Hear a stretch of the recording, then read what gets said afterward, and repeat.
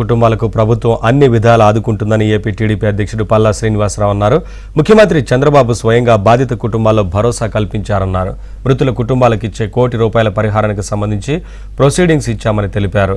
YCP నేతలు శవ రాజకీయాలకు పాల్పడుతున్నారంటున్న ఏపీ టీడీపీ అధ్యక్షుడు పల్లా శ్రీనివాస్తో మా ప్రతినిధి Ramesh face to face. Achyutapuram Essentia pharma కంపెనీలో జరిగినటువంటి ఘటన బాధిత కుటుంబాల్లో తీవ్రమైనటువంటి విషాదాన్ని నింపింది. అయితే దీన్ని సీరియస్గా తీసుకున్నటువంటి రాష్ట్ర ముఖ్యమంత్రి చంద్రబాబు నాయుడు బాధిత కుటుంబాలను పరామర్శించారు. మృతి చెందినటువంటి కుటుంబాలకు భరోసా కల్పించారు. ₹1 కోటి పరిహారాన్ని ప్రకటించారు. అయితే గతంలో మాదిరి కాకుండా ఏదైతే మృతి చెందినటువంటి కుటుంబాలకు ప్రకటించినటువంటి కోటి పరిహారం ఉందో ఇది వీలైనంత తొందరగా బాధిత కుటుంబాలకు అందేటటువంటి విధంగా చర్యలు కూడా చేపట్టారు. ఈ నేపథ్యంలో మొత్తం డెడ్ బాడీస్ని వాళ్ళ ఇంటికి తీసుకెళ్లేటటువంటి కార్యక్రమం కానీ వాటికి ప్రిసైడింగ్ ఆర్డర్స్ ఇచ్చేటటువంటి కార్యక్రమం కానీ వీటన్నిటిని కూడా టీడీపీ రాష్ట్ర అధ్యక్షులు పల్లా శ్రీనివాస్ గారి దగ్గరుండి పర్యవేక్షిస్తున్నారు. ఆయన మనతో పాటు ఉన్నారు, మాట్లాడించే ప్రయత్నం చేద్దాం.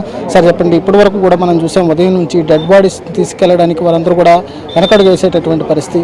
కానీ ముఖ్యమంత్రి స్వయంగా ఇక్కడికి వచ్చి వారితో మాట్లాడి భరోసా నింపి ₹1 కోటి ప్రకటించారు. దీనికి సంబంధించి ప్రిసైడింగ్ ఆర్డర్స్ కూడా అందుతున్నట్లు తెలుస్తుంది.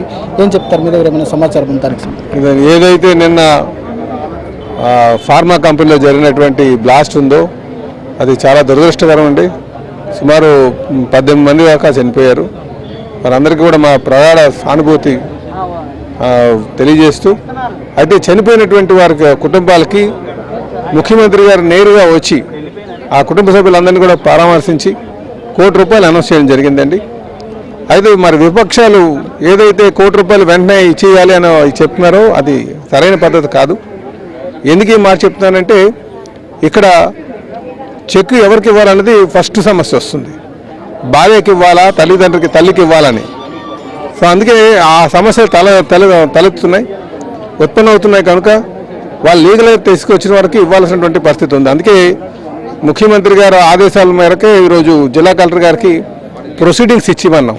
చనిపోయినటువంటి వారికి ముఖ్యమంత్రి గారు ₹1 కోటి అనౌన్స్ చేశారని ప్రొసీడింగ్స్ ఇచ్చి ఆ ప్రొసీడింగ్ వాళ్ళ చేతిలో పెడుతున్నామండి.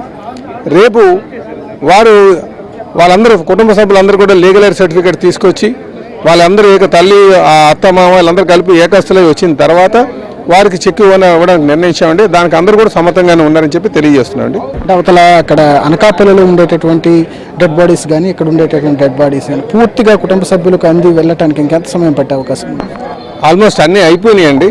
ఇప్పటికి అక్కడ అనకాపల్లిలో 5 బాడీలు ఇచ్చేశారు. ఇక్కడ కూడా ఒక 5 బాడీలు వెళ్ళినట్టున్నాయి.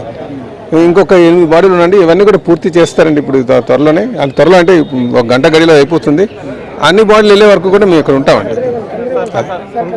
ఇది మొత్తానికైతే టీడీపీ రాష్ట్ర అధ్యక్షుడు పల్లా శ్రీనివాసరావు చాలా స్పష్టంగా చెప్తున్నారు. ముఖ్యమంత్రి బాధిత కుటుంబాల పక్షాన ఉన్నారు. ఆయనే స్వయంగా వచ్చి ఆ కుటుంబాలకు అండగా ఉంటాననేటటువంటి భరోసా ఇచ్చారు. ఈ నేపథ్యంలోనే ఏదైతే ₹1 కోటి పరిహారం ప్రకటించారో ఆ పరిహారానికి సంబంధించి ప్రొసీడింగ్స్ ఇప్పటికే ఆ బాధితులకు అందజేస్తున్నాం, ఇక్కడే ఉంటాం, వారి తరఫున పోరాడతాం అనేటటువంటి మాటను టీడీపీ ప్రజాప్రతినిధులు చెప్తున్నారు. అదేవిధంగా అధికారులు కూడా అదే చిత్తశుద్ధితో పనిచేస్తున్నటువంటి పరిస్థితి కనబడుతుంది. కెమెరా పర్సన్ రాజశేఖర్తో రమేష్.